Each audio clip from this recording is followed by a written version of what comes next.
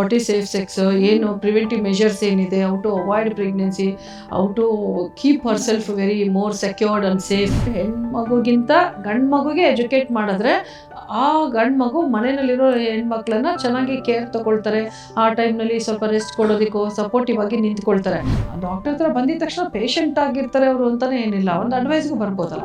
ನೀವು ಡಯಾಬಿಟಿಸ್ ಅಂತ ಡಯಾಗ್ನೋಸ್ ಮಾಡಿದ್ರೆ, ಹೈಪರ್ಟೆನ್ಷನ್ ಅಂತ ಡಯಾಗ್ನೋಸ್ ಮಾಡಿದ್ರೆ, ಏನೋ ಮಾಡಿದ್ರೆ at least before it becomes worse we have diagnosed. ನೀವು ಪ್ರಿಕಾಷನ್ಸ್ ತಗೊಳ್ಬೋದು, ಟ್ರೀಟ್ ಮಾಡ್ಕೊಳ್ಬೋದು.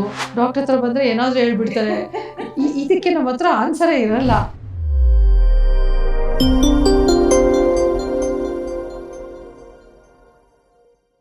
ಆತ್ಮೀಯ ವೀಕ್ಷಕರೇ ನಮಸ್ಕಾರ.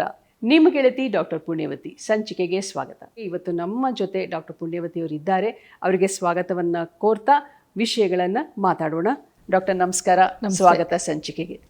ನಾನು ಹೇಳ್ತಾ ಇದ್ದೆ, ಒಂದು ಹೆಣ್ಣಿನ ಬದುಕಿನಲ್ಲಿ ಋತುಮತಿ ಆಗ್ತಾಳೆ, ಹೌದು, ಆದರೆ ಮಾನಸಿಕವಾಗಿ ಆಕೆಗೆ ಸಪೋರ್ಟ್ ಬೇಕೇ ಬೇಕು. ಯಾಕಂದರೆ ಅವಳೊಂದು ಹೊಸ ಒಂದು ಇದಕ್ಕೆ ತೆರೆದುಕೊಳ್ತಾ ಇದ್ದಾಳೆ.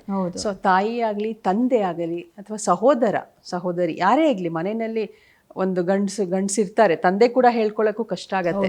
ಸೊ ಅಂಥ ಸಮಯದಲ್ಲಿ ಅವರೆಲ್ಲರೂ ಯಾವ ರೀತಿ ಈ ಒಂದು ಹೆಣ್ಮಗುವನ್ನ ನೋಡ್ಕೋಬೇಕು? ನನ್ನ ಪ್ರಕಾರ ಹೆಣ್ಮಗು ಲೇಡೀಸ್ಗೆ ಅಷ್ಟೇ ಹೇಳ್ಕೊಡೋದು ತಪ್ಪು. ಖಂಡಿತವಾಗಿ ಗಂಡಸರಿಗೆ ಫಸ್ಟ್ ಹೇಳ್ಕೊಡ್ಬೇಕು. ಒಂದು ಹೆಣ್ಮಗು ಯಾವ ಏಜಲ್ಲಿ ಅವಳು ಋತುಮತಿ ಆಗ್ತಾಳೆ, ಮೆಚುರಿಟಿ ಆಗುತ್ತೆ, ಅಥವಾ ಪ್ಯೂಬರ್ಟಿ ಅಟೆಂಡ್ ಆಗ್ತಾಳೆ, ಆಮೇಲೆ ಅವಳ ಲೈಫ್ ಹೇಗಿರುತ್ತೆ, ಮೆನ್ಸ್ಟ್ರುಯೇಷನ್ ಅಂದರೆ ಏನು, ಫರ್ಟೈಲ್ ಪೀರಿಯಡ್ ಅಂದರೆ ಏನು, ಮೆನ್ಸ್ಟ್ರಲ್ ಸೈಕಲ್ ಅಂದರೆ ಏನು, ಮೆನ್ಸ್ಟ್ರಲ್ ಹೈಜೀನ್ ಅಂದರೆ ಏನು, ಹೇಗೆ ಮೇಂಟೈನ್ ಮಾಡಬೇಕು, ಅವಳನ್ನ ಹೇಗೆ ನೋಡ್ಕೊಳ್ಬೇಕು ಆ ಟೈಮ್ನಲ್ಲಿ. ಕೆಲವೊಂದು ಡಿಸಿಷನ್ ಮಾಡೋದಿರುತ್ತೆ ಹೆಣ್ಮಕ್ಳು ಮನೆಗಳಲ್ಲಿ. ಜಸ್ಟ್ ಬಿಫೋರ್ ಮೆನ್ಸ್ಟ್ರುಯೇಷನ್ ನಾವು ಜನರಲಿ ಅಡ್ವೈಸ್ ಮಾಡ್ತೀನಿ, ನೀವು ಆ ಟೈಮ್ನಲ್ಲಿ ಏನಾದ್ರು ಇಂಪಾರ್ಟೆಂಟ್ ಡಿಸಿಷನ್ ಇದ್ದರೆ ಮಾಡಬೇಡಿ ಅಂತ. ಯಾಕಂದರೆ ಆ ಟೈಮ್ನಲ್ಲಿ ತುಂಬ ಫ್ಲಕ್ಚುಯೇಟಿಂಗ್ ಮೂಡ್ಸ್ ಇರುತ್ತೆ, ಮೂಡ್ ಸ್ವಿಂಗ್ಸ್ ಇರುತ್ತೆ. ಸೊ ಈ ಥರ ಅವಳು ಇರಿಟಬಿಲಿಟಿ ಇರ್ಬೋದು ಜಸ್ಟ್ ಬಿಫೋರ್ ಮೆನ್ಸಸ್, ಅದನ್ನು ಹೇಗೆ ಅವಾಯ್ಡ್ ಮಾಡಬೇಕು, ಈ ಥರದ್ದು.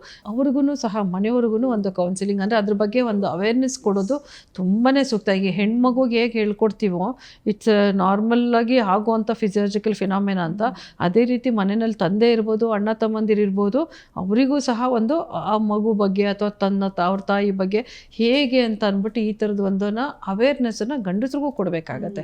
ಎಷ್ಟೋ ಸರಿ ಇವಾಗ ನಾನು ಪ್ರಾಕ್ಟೀಸ್ ಮಾಡುವಾಗ ಕಪಲ್ ಬರ್ತಾರೆ ಇನ್ಫರ್ಟಿಲಿಟಿ ಅಂತ, ಆಗ ಅವ್ರ ಹಸ್ಬೆಂಡ್ಗೆ, ಪಾರ್ಟ್ನರ್ಗೆ ಗೊತ್ತೇ ಇರೋದಿಲ್ಲ ನಾರ್ಮಲ್ ಸೈಕಲ್ ಹೇಗಿರುತ್ತೆ, whether to have a intercourse during menstruation or not, whether when do we have a intercourse to have a child, ಯಾವ ಟೈಮ್ ಪೀರಿಯಡಲ್ಲಿ, ಫರ್ಟೈಲ್ ಪೀರಿಯಡ್ ಅಂತ ಹೇಳ್ತೀವಿ, ಖಂಡಿತ ಅದು ಗೊತ್ತಿರಲ್ಲ. ಸೊ ಯಾವುದೇ ಕಪಲ್ ಇನ್ಫರ್ಟಿಲಿಟಿ ಅಂತ ಬಂದರೆ ಫಸ್ಟ್ ಎಕ್ಸ್ಪ್ಲೈನ್ ಮಾಡೋದೇ normal menstrual cycle, when is a fertile period. So if you are aspiring to have a pregnancy ಅಂದರೆ ಈ ಟೈಮ್ನಲ್ಲಿ ಇಂಟರ್ಕೋರ್ಸ್ ಮಾಡಿ, so chances of pregnancy will be high ಅಂತ first thing we explain that. So that is how it's suppose to be. So ನನ್ನ ಪ್ರಕಾರ ಹೇಳ್ಬೇಕಂದ್ರೆ ಹೆಣ್ಮಗುಗಿಂತ ಗಂಡು ಮಗುಗೆ ಎಜುಕೇಟ್ ಮಾಡಿದ್ರೆ ಆ ಗಂಡು ಮಗು ಮನೆಯಲ್ಲಿರೋ ಹೆಣ್ಮಕ್ಳನ್ನ ಚೆನ್ನಾಗಿ ಕೇರ್ ತಗೊಳ್ತಾರೆ. ಆ ಟೈಮ್ನಲ್ಲಿ ಸ್ವಲ್ಪ ರೆಸ್ಟ್ ಕೊಡೋದಕ್ಕೂ ಸಪೋರ್ಟಿವ್ ಆಗಿ ನಿಂತ್ಕೊಳ್ತಾರೆ.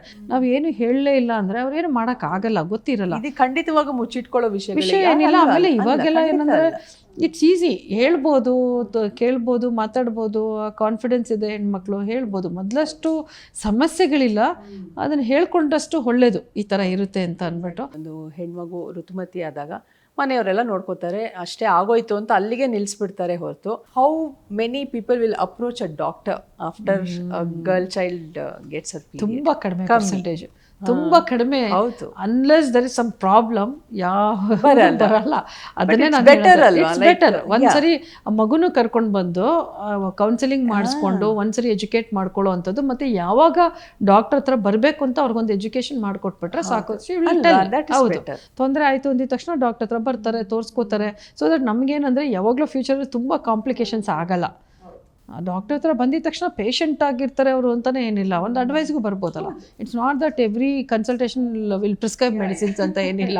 ಎಷ್ಟೋ ಸರಿ ಜಸ್ಟ್ ಕೌನ್ಸಲಿಂಗ್, ರಿಅಶ್ಯೂರೆನ್ಸಿಂದನೇ ಟ್ರೀಟ್ಮೆಂಟ್ ಆಗೋಗುತ್ತೆ. ಅವರೇನೋ ಅಂದ್ಕೊಂಡಿರ್ತಾರೆ, ನಾನು ಹೇಳಿದ್ನಲ್ಲ ಮೊದಲು ಒಂದು PCOD ಆಗಿದೆ, ನಂಗೆ ಕ್ಯಾನ್ಸರ್ ಆಗಿಬಿಡುತ್ತೆ ಅಂತ ಬಂದಿರೋರು ಇದ್ದಾರೆ. ಸೊ ಆ ಥರ. ಸೊ ಹಾಗಾಗಿ ಒಂದ್ಸರಿ ಅವ್ರು ಕನ್ಸಲ್ಟ್ ಮಾಡಿದಾಗ ಏನಾಗುತ್ತೆ ಹೇಳಿ, ಅದು ಕ್ಯಾನ್ಸರಸ್ ಅಲ್ಲ, ಬೇರೆ ಏನೋ ಕಂಡೀಷನ್ ಅಂತ ನಾವು ನೋಡ್ಬೋದು, ಹೇಳ್ಬೋದು, ಕನ್ಫರ್ಮ್ ಮಾಡ್ಬೋದು.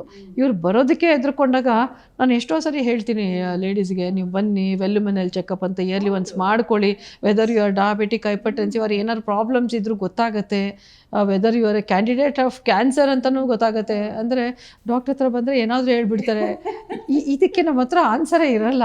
C why do you get yourself evaluated as a annual health checkup or as a routine evaluation ಅಂದರೆ we don't want somebody to suffer.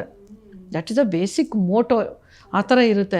So ಅಲ್ಲಿ ಏನಂದರೆ ನೀವು ಡಯಾಬಿಟಿಸ್ ಅಂತ ಡಯಾಗ್ನೋಸ್ ಮಾಡಿದ್ರೆ, ಹೈಪರ್ಟೆನ್ಷನ್ ಅಂತ ಡಯಾಗ್ನೋಸ್ ಮಾಡಿದ್ರೆ, ಏನೋ ಮಾಡಿದ್ರೆ at least before it becomes worse we have diagnosed. ನೀವು ಪ್ರಿಕಾಷನ್ಸ್ ತೊಗೊಳ್ಬೋದು, ಟ್ರೀಟ್ ಮಾಡ್ಕೊಳ್ಬೋದು, ಎಲ್ಲದಕ್ಕೂ ಪಾಸಿಬಿಲಿಟೀಸ್ ಇರುತ್ತೆ. ಆಲ್ಸೋ ನೀವು ಒಂದು ಒಳ್ಳೆ ಅಡ್ವೈಸು ಕೊಡ್ಬೋದು. ಯಾಕಂದರೆ ಅವಳಲ್ಲಿ ಬೇರೆ ರೀತಿಯ ಭಾವನೆಗಳು ಬರ್ತಾ ಇರುತ್ತೆ. ಒಂದು ಹೆಣ್ಣು ಋತುಮತಿ ಆದಾಗ ಅವಳಿಗೆ ಒಳ್ಳೇದು ಯಾವುದು ಕೆಟ್ಟದ್ದು ಯಾವುದು ಅಂತಲೂ ಗೊತ್ತಾಗೋದಿಲ್ಲ. ಅಂಥ ಟೈಮಲ್ಲಿ ಇವೆಂದು ಪೇರೆಂಟ್ಸ್ ಹತ್ರ ಅಪ್ರೋಚ್ ಮಾಡೋಕ್ಕಾಗದೆ ಇರೋದನ್ನು ಡಾಕ್ಟರ್ ಹೇಳ್ಕೊಳ್ತಾರೆ, ಹೇಳ್ಕೊಳ್ತಾರೆ. ಖಂಡಿತವಾಗಿ ಅದು ಹೇಳ್ಕೊಳ್ತಾರೆ. ಮತ್ತು ಅವ್ರಿಗೆ ಒಂದು ಸೈಕಾಲಜಿಕಲಿ ದೇ ಫೀಲ್ ಸ್ಟ್ರಾಂಗ್. ಹೌದು, ನನಗೇನೋ ಸಮಸ್ಯೆ ಆದರೆ ಐ ಕ್ಯಾನ್ ಅಪ್ರೋಚ್ ಡಾಕ್ಟರು, ಅಥವಾ ಮನೆಯಲ್ಲಿ ಹೇಳ್ಬೋದು, ಅಥವಾ ನಾನು ಈ ಥರ ನಡ್ಕೊಳ್ಬೋದು, ಅಥವಾ ಈ ಥರ ಸಮಸ್ಯೆಗಳಾದರೆ ಡಾಕ್ಟರ್ ಹತ್ರ ಬರ್ಬೋದು. ಒಂದು ಸೋಷಿಯಲ್ ರೆಸ್ಪಾನ್ಸಿಬಿಲಿಟೀಸು ಅವ್ರಿಗೆ ಕೊಡಬೇಕು. ಆ ಒಂದು ಜವಾಬ್ದಾರಿ ಅವ್ರದ್ದು ಹೆಗ್ಲ ಮೇಲೆ ಬರುತ್ತೆ. ಹೌದು, I have to behave like this ಅನ್ನೋದು ಗೊತ್ತಿರುತ್ತೆ ಅವ್ರಿಗೆ. ಸೊ ಆ ಥರದ್ದು ಒಂದು ಜವಾಬ್ದಾರಿ ಕೊಡೋದಕ್ಕೂ ಒಂದು ಅವಕಾಶ ಆಗುತ್ತೆ. ನನ್ನ ಪ್ರಕಾರ ಹೇಳ್ಬೇಕಂದ್ರೆ before this menarche puberty or after puberty ಒಂದ್ಸರಿ ಮಾಡಬೇಕು. ಮತ್ತು ಆ ಮಕ್ಳಿಗೆ ಎಜುಕೇಷನ್ ಯಾವಾಗ ಡಾಕ್ಟ್ರನ್ನ ಅಪ್ರೋಚ್ ಮಾಡಬೇಕು ಈ ಥರದ್ದೊಂದು ಹೇಳ್ಕೊಡ್ಬೇಕು. ಕಾಲೇಜ್ಗಳೆಲ್ಲ ಆದರೆ ಇವಾಗ ನನ್ನ ಪ್ರಕಾರ ಸೆಕ್ಷುವಲ್ ಎಜುಕೇಷನ್ ಮಾಡಬೇಕು ಇವತ್ತಿನ ದಿವಸ. ಯಾಕಂದರೆ ವಾಟ್ ಈಸ್ ಸೇಫ್ ಸೆಕ್ಸ್, ಏನು ಪ್ರಿವೆಂಟಿವ್ ಮೆಷರ್ಸ್ ಏನಿದೆ, how to avoid pregnancy, how to keep herself very more secured and safe, ಈ ಥರದ್ದೆಲ್ಲ ಸೀರೀಸ್ ಆಫ್ ಎಜುಕೇಷನ್ಸ್ ಆಗಬೇಕು ಮಕ್ಕಳುಗಳಿಗೆ ಅನ್ನೋದು ನನ್ನ ಅಡ್ವೈಸ್. ನಡೀತಾ ಇದೆ, ಇಲ್ಲ ಅಂತಲ್ಲ, ಇನ್ನೂ ಹೆಚ್ಚಾಗಿ ಆಗಬೇಕು. ಇದು ಅಪ್ರೋಚ್ ಆಗಲಿ, ಎಲ್ಲರಲ್ಲೂ ಇದ್ರ ಬಗ್ಗೆ ಒಂದು ಅವೇರ್ನೆಸ್ ಕ್ರಿಯೇಟ್ ಆಗಬೇಕು ಅಂತ ನಾವು ಬಯಸೋಣ. ನೀವು ಅದಕ್ಕೆ ಯಾವಾಗೂ ಸಪೋರ್ಟಿವ್ ಆಗಿರ್ತೀರಿ ಅಂತ ಗೊತ್ತು.